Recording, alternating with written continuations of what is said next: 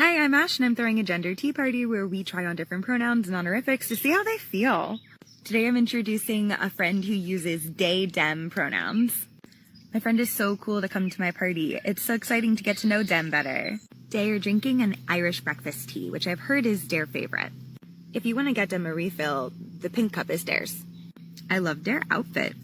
They didn't have to dress themselves up for this, but they look great. Day requested this pronoun set, and I'm so glad Day did. If you liked it, you can thank them in the comments. They should be proud of themselves for trying on new pronouns. I know I'm proud of them. Yeah, I think the pronouns are really confusing. Yes, I don't even know what a pronoun is. Now, a couple of things came to mind as I listened to that young lady we just heard from in the first clip talk about her imaginary friend's new pronouns at her gendered tea party. She either has a speech impediment or she just came up with some type of new urban slang. Anyway, welcome back. Thank you guys so much for joining me. So I have a fairly quick and very crazy liberal meltdown clown world update for you guys today. And as usual, we have, well, very little time to waste. So let's get into it. Now, if you place your attention on the screen for a moment. So this is Julia. Now, Julia is a biological man that identifies as a trans woman and calls himself a transbian or trans lesbian. Now, Julie will only date cis lesbians and only use ladies' restrooms. What?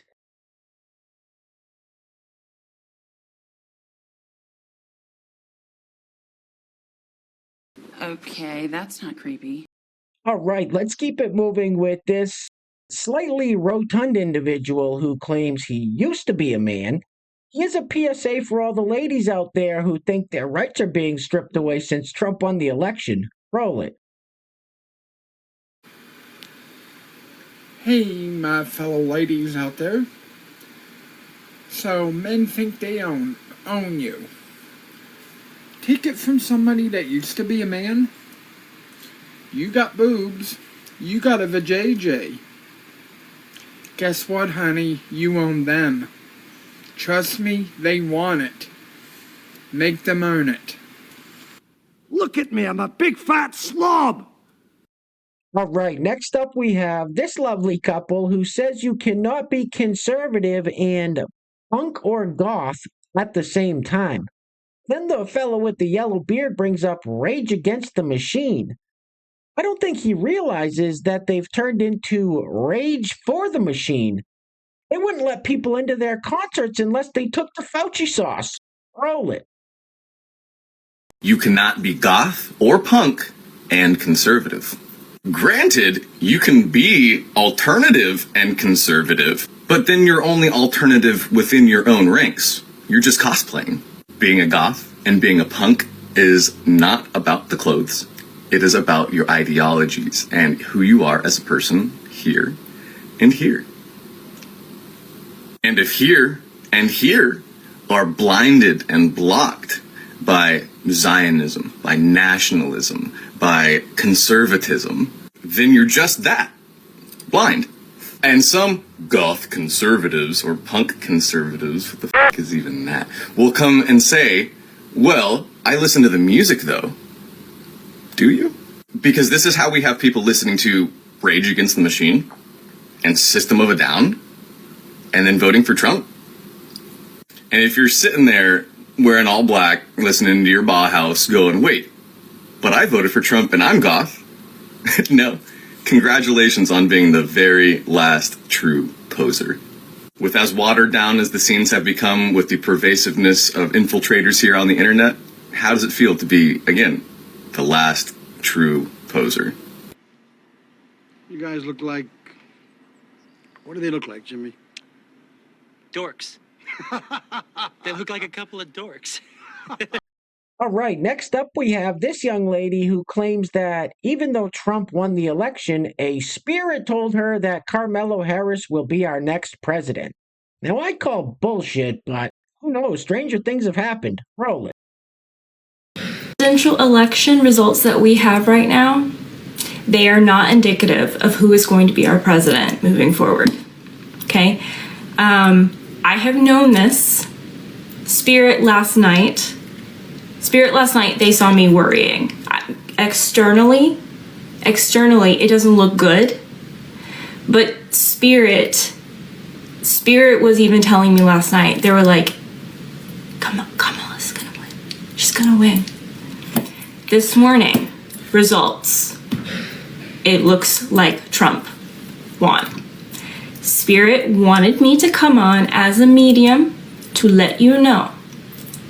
Trump, his time in office is definitively over. Kamala Harris will be our next president.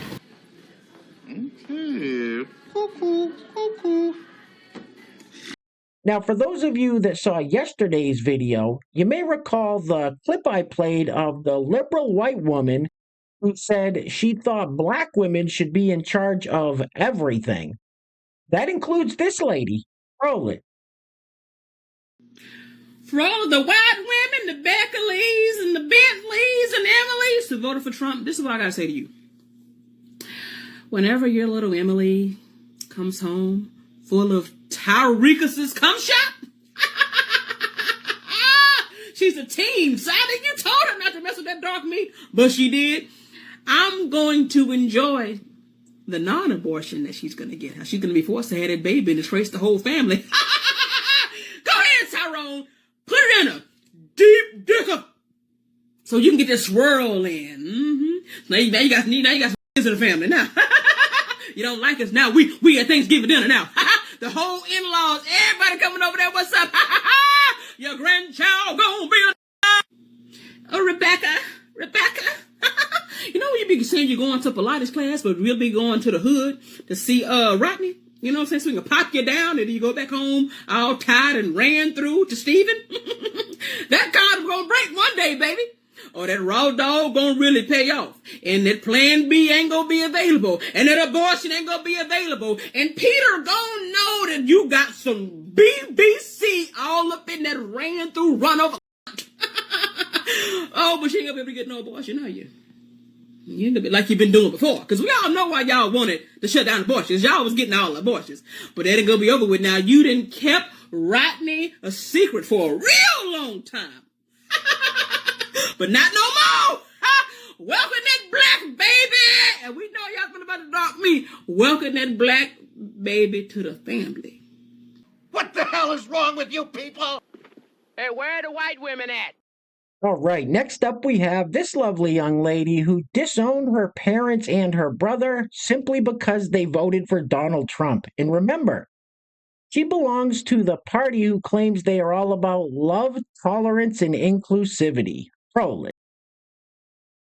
So last night, I told my mom and dad that because they voted for someone who wants me dead, that they no longer have the privilege of having their daughter and their granddaughters in their life. And I told them, never contact me again. I'm never calling you. I want nothing to do with you. And take me out of the will. I have a younger brother who is also a MAGA. I said, when you guys pass away, give him the entire house. I don't want to inherit your house. I don't want anything from you. I don't want to hear from you ever again because I'm no longer safe being in a relationship with you because I'm queer, I'm autistic, I'm like half disabled. I have Lyme disease and POTS and a bunch of other shit. And I'm bisexual. I have 2 daughters and my husband's also bisexual. It's like,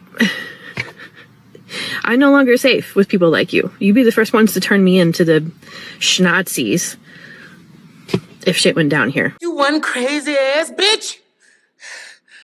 Now, this next fella is the exact reason why Democrats will continue to lose elections if they can't look inside and reflect on why Donald Trump became so popular in the first place. Roll it. I'm sorry, but the primary reason that Trump won wasn't because Joe Biden got out of the race too late or that Democrats don't understand or ignore the working class. Like I've said, the primary reason Kamala didn't win is that millions of Americans were deceived by the Trump campaign. Complicit Republicans, the right-wing media ecosystem, Elon Musk, and a gargantuan amount of dark money, all supported by malleable algorithms. These devious forces pretended that, one, the economy was better 4 years ago when we were on the cusp of economic collapse. 2, that Trump had no real responsibility for the COVID catastrophe. 3, that crime was up. 4, that inflation hadn't been brought down and was the fault of Democrats in the first place. And 5, all of our problems stem from poor immigrants in search of a better life. Plus, a transgender commercial proved incredibly effective in suggesting that Kamala was someone she isn't. So, as Democrats and pundits endlessly scrutinize this election, I say that we and our beliefs aren't the real problem. Instead, the number one issue is that the American people were deceived by devious forces spewing unending dishonesty. You dumb bastard. Hey guys, real quick, before we go any further, I want to give a huge shout out to the sponsor of today's video. And while I'm doing that, usually I have a clip looping on the screen, but today I'm just going to leave this picture up of a Carmelo Harris voter who has sworn off any and all relations with men because Trump won the election. Anyway, today's video is being brought to us by none other than Pastor Bob Rogers. Pastor Bob, thank you so much, sir, for sponsoring today's video. I really appreciate the support. And I want to give a big shout out to today's honorable mention, Felicia B, for leaving a super thanks on the last video. So Felicia, thank you so much. I really appreciate it. So once again, today's video sponsor is Pastor Bob Rogers with the honorable mention going to Felicia B. Now, if you'd like to sponsor the next video and help support the channel, there is a PayPal link in the description box below, and I will say your full name as a sponsor of said video unless stated otherwise by you. All right, I think we've all seen enough of this young lady for one day. Get this off the screen, please. Ugh.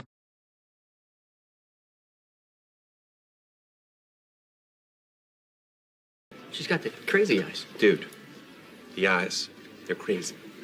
Now, a lot of people are saying that the Democrat Party has just gone too far left and have become too woke. So somebody asked Congresswoman Alexandria Ocasio-Cortez, also known as AOC, the question, do you buy the argument that woke loses elections? For example, saying Latinx. Here is her response. Roll it.